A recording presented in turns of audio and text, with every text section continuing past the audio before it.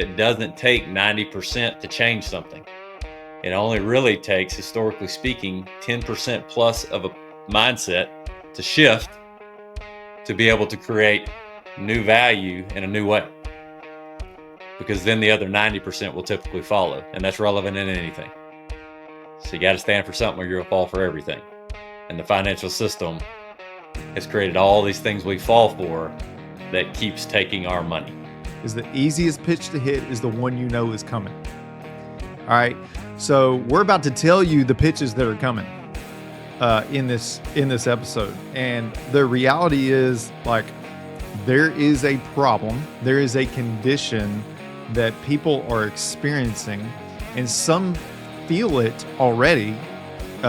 We just got through walking through a member's financial situation earlier today, and there was a lot of emotion in that conversation. That sickness was felt. There are things you just pay cash for. The one thing that we don't want to talk about is like, oh, you just need to finance everything you buy through your system. Like, that's not the case. Like, there are opportunities when you definitely need to pay cash, and there's opportunities for that. But when you're making large purchases, when you're putting money into investments or buying assets, there's no reason why you should give up earning interest on money in one place and creating another job with it. Because once you understand how an actual bank works and the fact that they don't sell any products, banks sell no products. They just create money by taking deposits and then lending those deposits out. You kind of understand, well, wait a second, I could actually probably do this for myself. And then as the time comes, your income has grown and your money has grown. Now you have more options on how you can take control of what you want, rather than just flying by the seat of your pants or having to play the game by the whims of, what you only have. Welcome to the Cashflow Legendz podcast with your hosts Nate, Brandon, and Brock. Remember, our insights are not direct financial advice, so consult with your financial team before making any decisions based on the topics discussed in this show. Welcome back to Cashflow Legendz. Nate, Brock, and I are excited to be here. We are very honored that anybody that chooses to tune in, anytime you send us feedback or you tell us, hey, we appreciate what you're doing, or even if you say, hey, I disagree with what you're saying there, can we talk about that? Nate and Brock and I really appreciate that, and we don't take lightly that anybody would listen to us, much less people from all over the United States. So that's pretty cool. And we hope that we bring value over anything else each day to get you to think about how you think.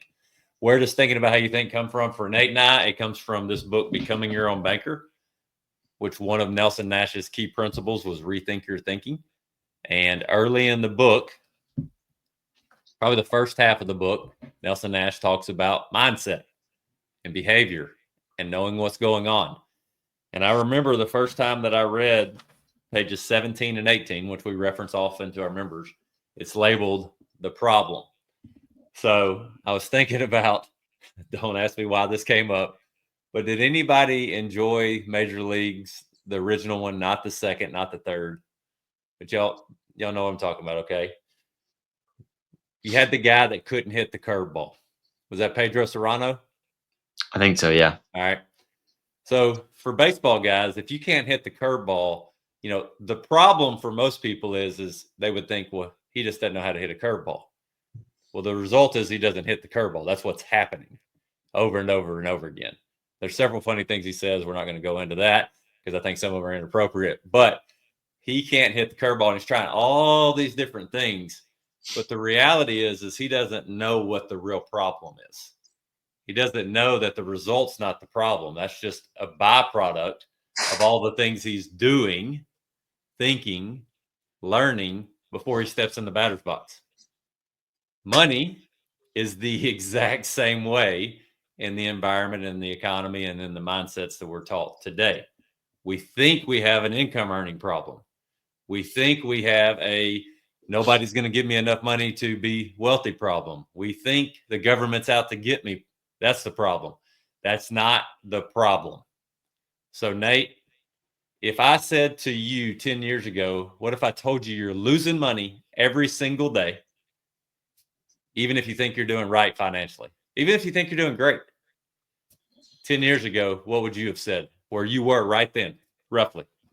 All right, so this was set up perfectly because as you're giving these baseball references, I remember one of my baseball coaches growing up was Danny Brister.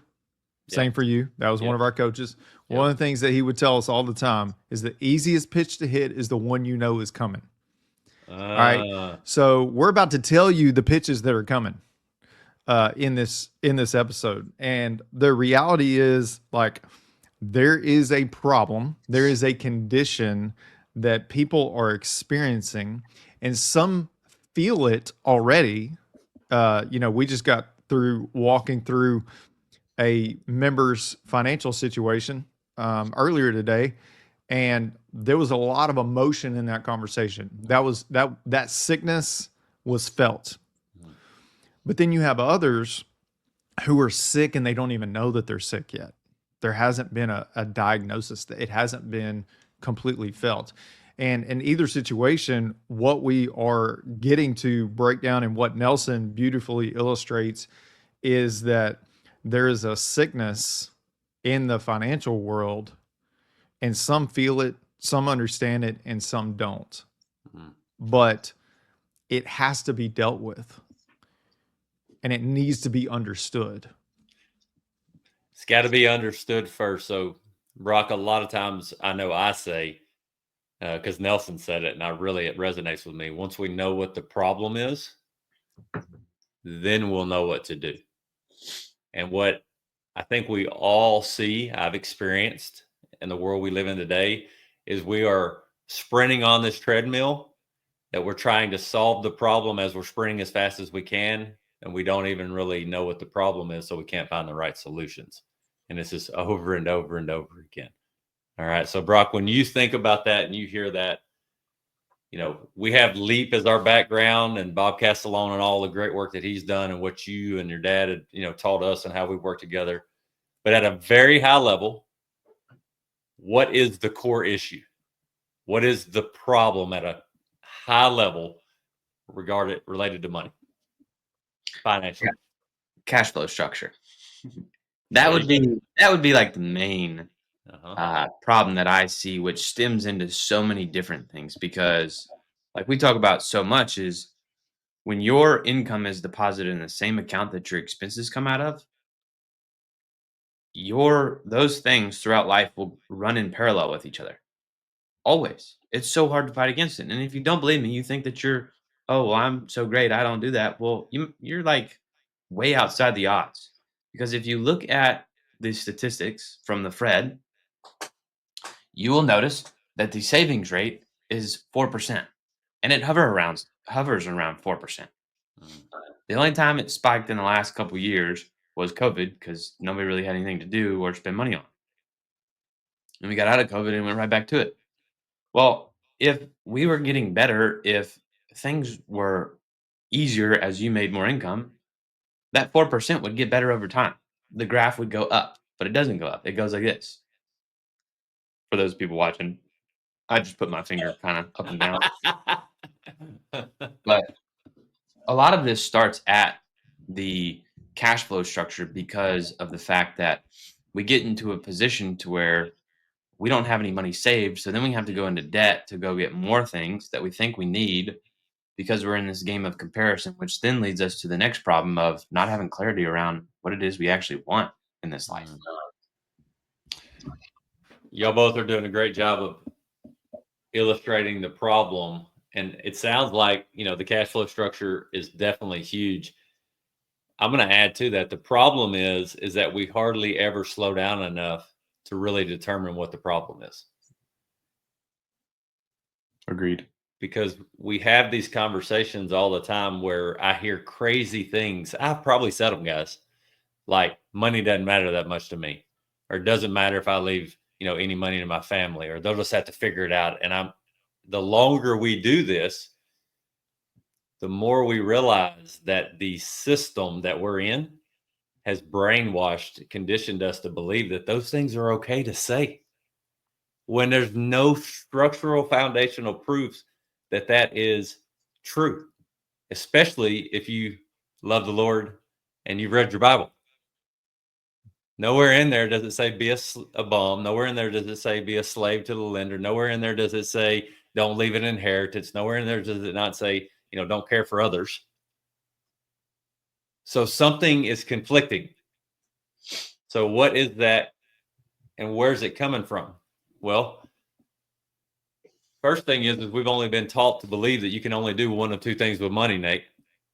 You can either pay cash or you can finance. All right. So let's assume that you have run into Nate, Brock, or I, or our awesome teams, and you have what's beginning to be a cash flow structure, which is what Brock just alluded to perfectly. We quit putting everything in one place and expecting to create a gap that benefits us with our money. All right.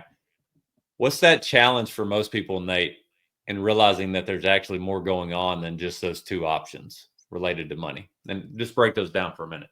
Cash or finance and what's really happening. Yeah, I mean, they've accepted that that is normal. Is one of those two options. You either finance or you pay cash. They haven't accepted that there might be an alternative.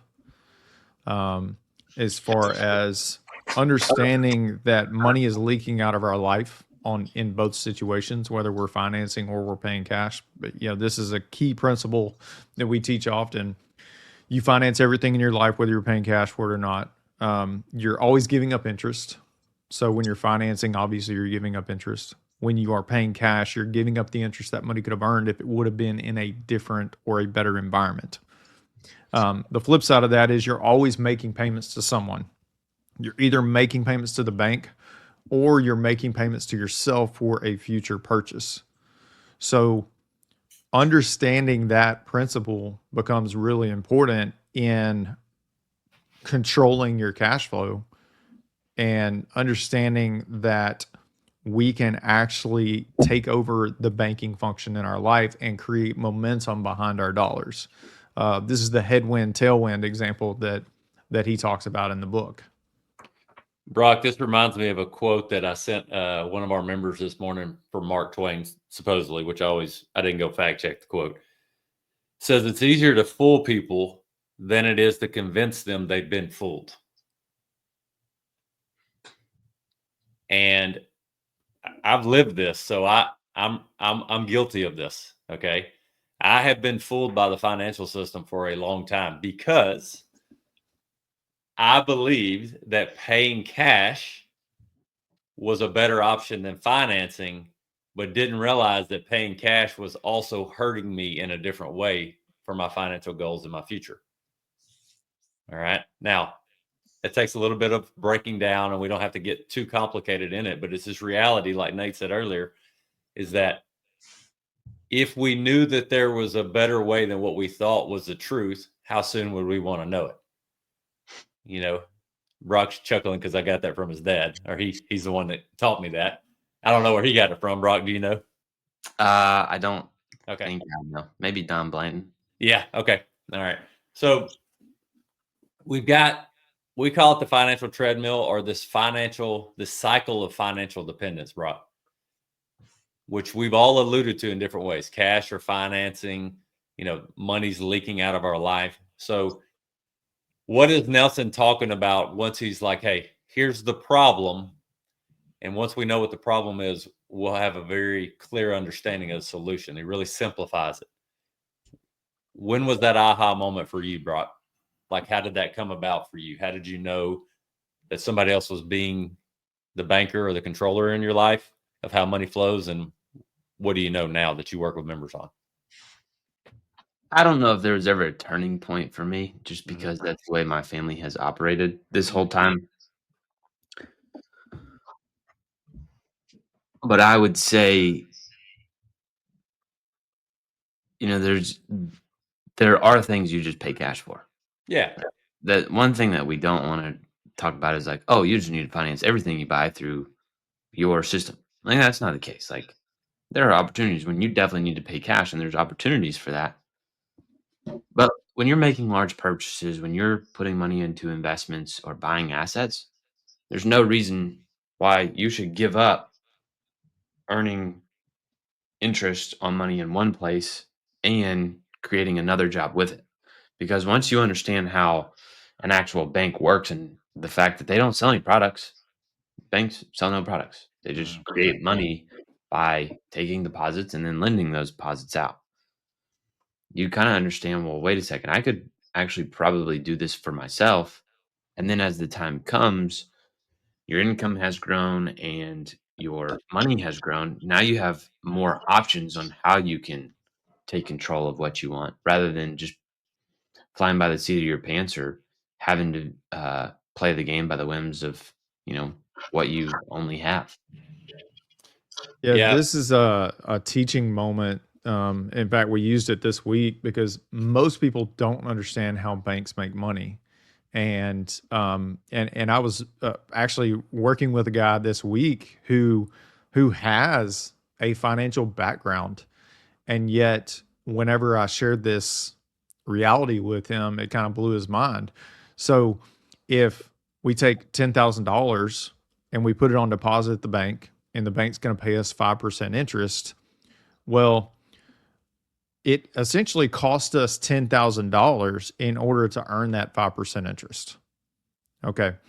So, because now we no longer have the use of that $10,000.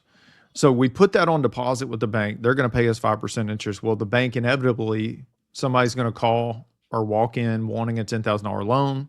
Well, they're going to turn around and loan that money out. And let's say they're going to loan it out at 10% interest. The average person says, oh, the bank made a 5% spread on their money. But the reality is they didn't put their own money at risk. They're using our money to create value for themselves. So the rate of return has a far greater impact when you're using someone else's money to create value for yourself than when you're putting your own money at risk. So that where the average person would say that's a 5% spread, no, that's 100% spread, because their only cost of capital is what they're having to pay us on the money that we loan them. It's a great thought. Is this reality that we got to know what's going on first. We got to know all the moving pieces and the rules of the game is how, we'll often say it. And these institutions, banks, Wall Street, IRS, even large financial institutions have made these rules that keep us handcuffed to wanting to purchase money from them where they can make the majority of the money as we're their product. And that's very common. So I want everybody listening right now to think about how many loans that you may have right now where money's flowing out of your life. And at surface level, it's just the payment that's leaving your life. But as Brock alluded to earlier, if we really knew what was going on, I don't think anybody would walk around going, hey, I hope I only have a 4% savings rate. You really think about that. I mean, how many people want just to save 4% of their income every year? Because we've all been taught you should at least save 10%, or that's how I was raised, as far as to think about that. So we got to realize that this is a trap. And what Nelson wants us to understand is that even if we're financially responsible, we do all the things we're taught to do, we're stuck in a system designed to profit off of our need for money. Okay. Brock, are you stretching?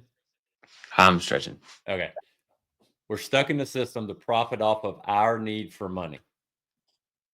So when we think about that, we have to also realize that we're always paying interest or we're losing it. Brock, what does that mean for anybody that's just heard that for the first time? We're always paying interest or we're losing it. I think so. Money can't be lost unless you're in the crypto world, then it can be burned. But in the sense of like our actual money system that we utilize today, it's not like money's just like disappearing somewhere. It's being transferred to somebody else's pocket. Mm-hmm. And so if let's say you have $50,000 in the bank and there's a car that you want, you are either going to take $50,000 and finance that car or purchase that car with that $50,000, and you lose out on all the interest it could have been earning if you left it in the bank rather than buying the car. But then there's also, well, if you didn't have the $50,000, or even if you did, but you chose to finance the car, well, now you're paying financing charges and interest on that loan so that the bank can get that money. And you think about it all the time is like, if you were a bank or a financial institution, government, corporation, what would you want? For me, I know that I would want as much money coming into my doors on a consistent, systematic basis. I'd want it coming in over the longest period of time, and I would want to hold on to it for as long as possible. And then if you wanted it back, I'd try to give it back to you in the smallest increments as possible. Why is that? Because that means I've got new money coming in my door at all times. I'm getting to hold on to it for as long as I can so that I can use it elsewhere. And then if you want it back, well, then I'm just going to try and give it to you in the smallest increments. That way I can continue to use it longer, creating more of a financial system for myself. And then I think about, you know, mortgages. Mhm. Most people are like, oh, you should do the 15-year mortgage. You pay it off in 15 years. Yeah. Number one, we're not even going to talk about the cash flow actual position of it. But why would a bank tell you to have a 15-year mortgage? They don't care if you pay it off early or not for your personal well being. If they have more money coming in the door, that means they have more money to use elsewhere. That's good. If I was a bank, I would always want you to pay it off early. Yeah, please.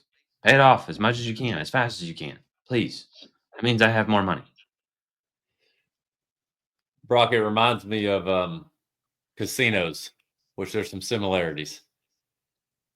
The number of times that I have heard, or I might have even said, if I'm being honest, oh, I can just go there and have, this for free or that for free. It's not for free.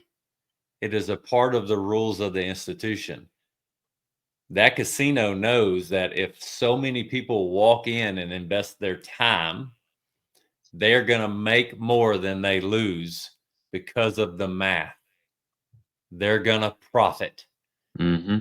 But for the average person who walks into the casino who's not thinking about the problem, in this example, they're just giving away control of dollars. Those dollars didn't disappear. Yep. They went into a place where somebody knows how to use them better and That's right. keep them and keep churning money for their benefit to control more and more and more of it. That's right. Nelson says something profound in the beginning of Becoming Your Banker. When I read it the first time, it really baffled me. And he said, there's no way you could really prove it.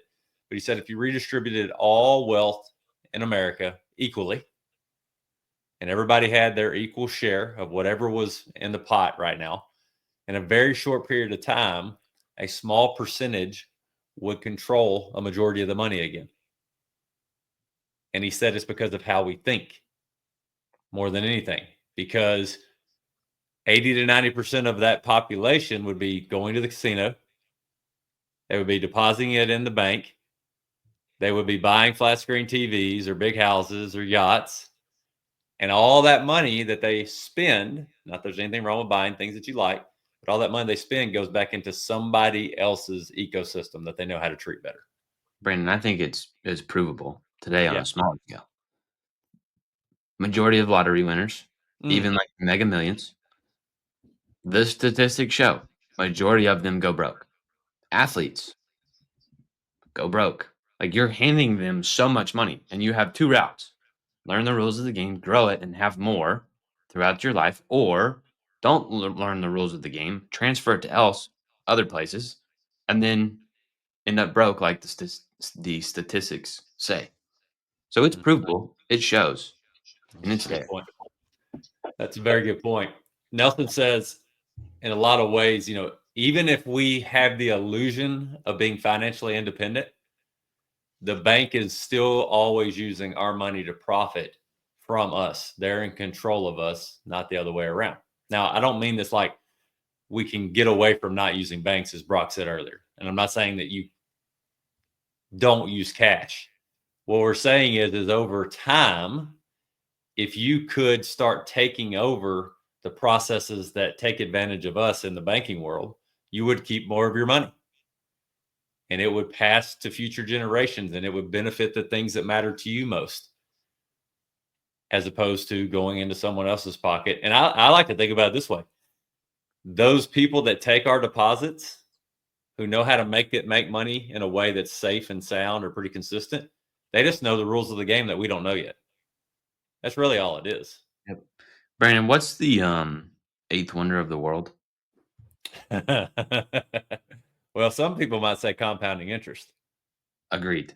So, what does compound interest mean? Well, it depends. For me, you may answer this as if I was brand new to this conversation, or my Yeah, mindset. just compound interest. What is compound interest? It means that something grows and it compounds on top of itself. And it gets bigger and bigger and bigger. Yeah, your interest is earning interest, right? Yep.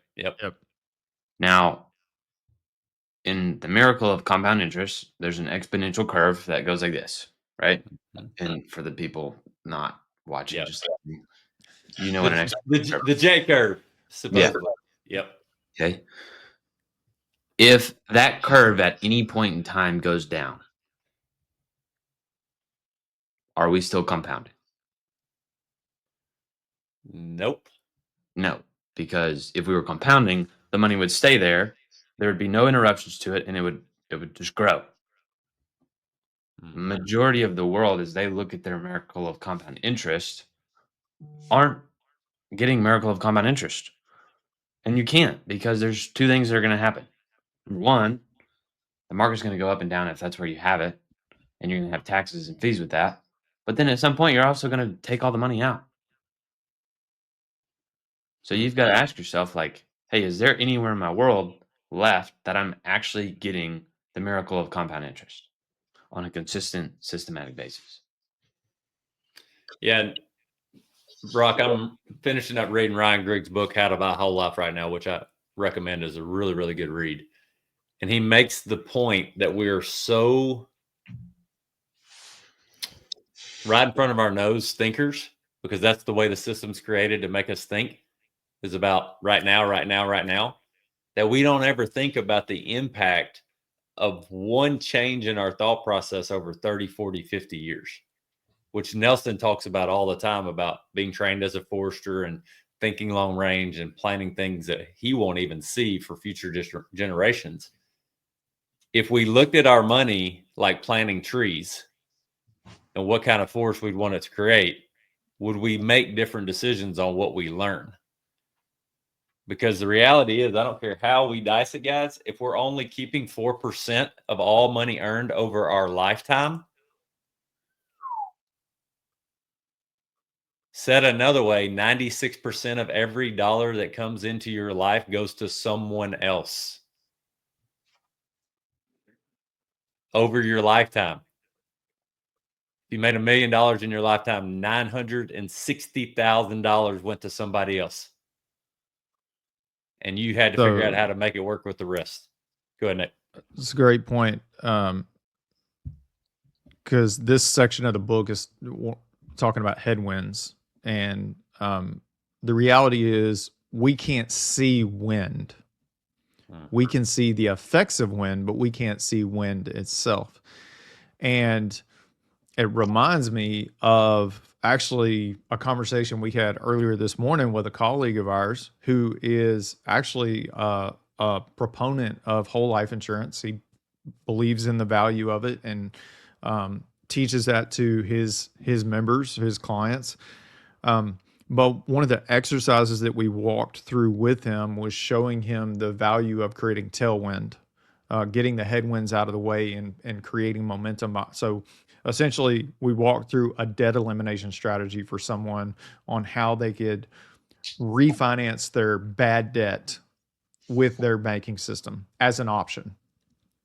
And walking through that exercise with him, he said, man, I just learned something, because I've never seen it laid out that way with the actual numbers. I've just heard it conceptually.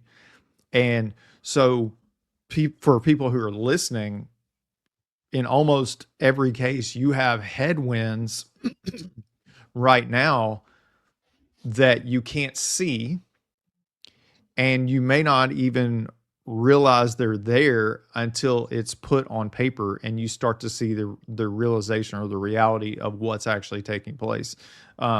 the simple example that I remember going back to whenever we first got started adopting this strategy for ourselves was I had mutual funds that were in the market that were earning, I don't know, 10, 12%, something like that at the time. They'd gone on a good run.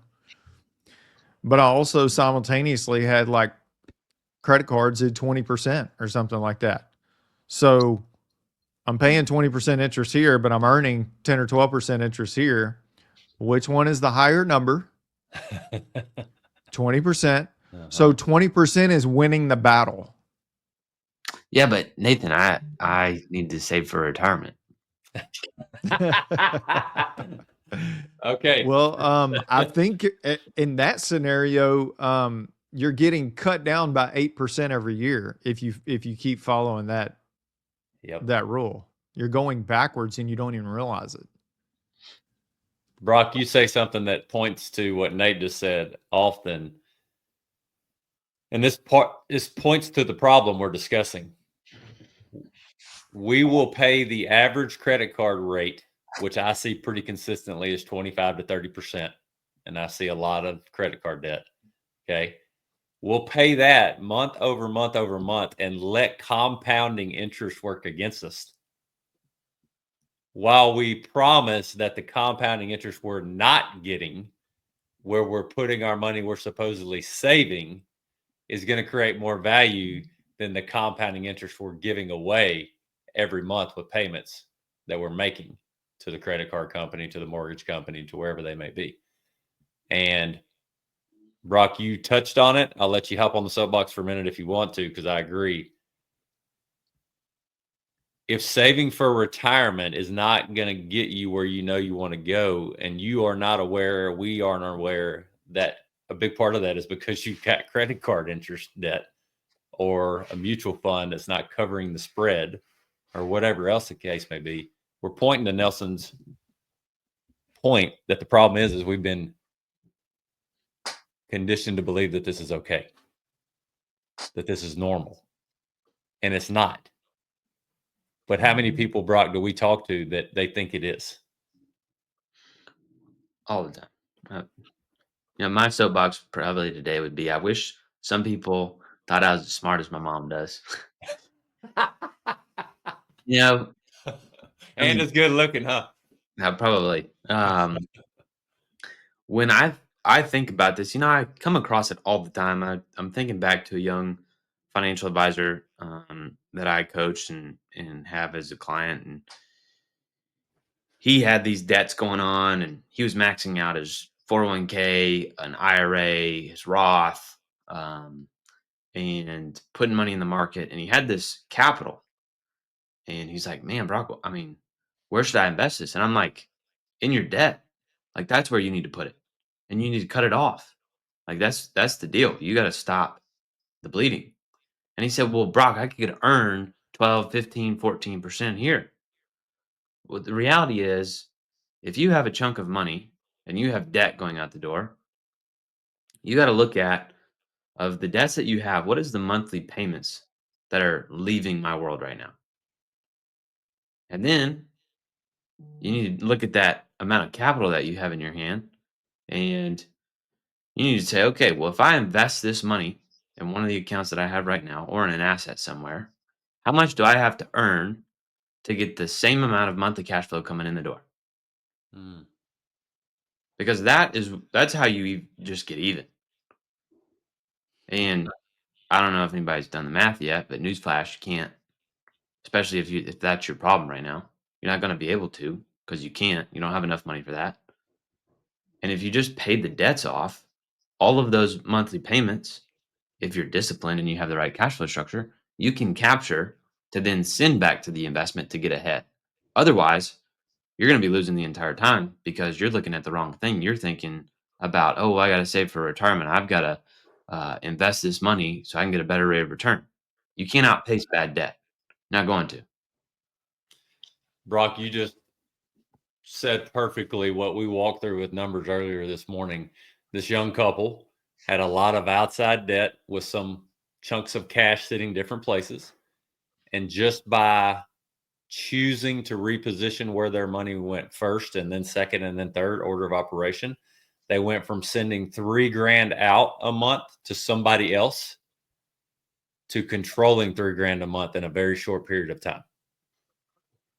Said another way, they went from someone else getting $36,000 in a year to them having the control and certainty of $36,000 in a year. That's that cash flow example that Brock's talking about. So I don't care how you think about it. A simple question is do you want to give someone $36,000 or do you want to keep control of $36,000? That's the problem. We are in an environment and in a system where we believe that's normal. And Brock, it's a great point. It's proven. If it wasn't normal, a lottery winner or a pro athlete would be like the few who make it with the money they earn.